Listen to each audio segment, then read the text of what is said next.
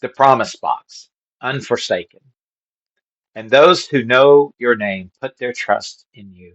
For you, O Lord, have not forsaken those who seek you. Psalm 9, verse 10, ESV. Benjamin Franklin is credited with saying that there are only two sure things in this life, death and taxes. It is true that there really isn't much that you can depend on in this life. Anything you lean on can disappoint you. Insurance companies try to sell you on the fact you can trust in them. Lawyers promise you can trust them. Bankers promise you can trust in them. Pharmaceuticals advertise you can trust in them, though their promises are undercut some by the litany of side effects they have to disclose in their ads. So when you find something you can really trust in, that's a big deal. Not just marketing, but something you can actually rely on. Someone. Those who know your name put their trust in you. To know God's name is not the same as knowing my name is James. God disclosed his name to Moses in Exodus 34, verses 6 and 7.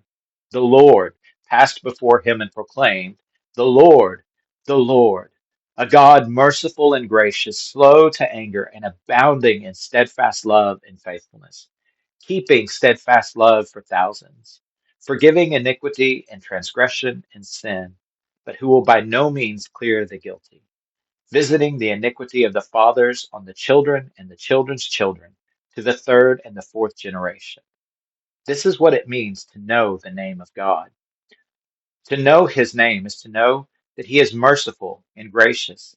He doesn't give us the consequences we deserve, and he gives us the favor we do not deserve. To know his name means to know that he is abounding in steadfast love and faithfulness. He is trustworthy in a way nothing and no one on earth is or can be. This is what it means to know the name of the Lord. Knowing God's name means knowing his faithfulness. What he has said, he will do. He has never failed to keep a single one of his promises. To know God's name means to know his steadfast love, that is, his covenant faithfulness to his people. It is to trust that God is truly as committed to keeping his word as he says he is. What do those who know the name of the Lord do? They seek him. Seeking God means trying to get into the cleft of the rock next to Moses so that we can hear him declare his mercy and faithfulness to us as well. To seek him means to dwell in his shadow, to hide under the shadow of his wings. It is to get close to God.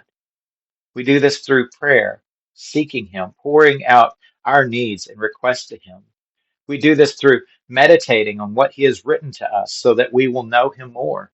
It really is not hard to get to know God. He has revealed himself to us in his word. He has taken the first steps in introducing himself to us so that we can know the God who dwells in heaven. Those who know his name, those who seek him, find God to be faithful. God has never forsaken one of his own. God has never left one of his without his help and guidance.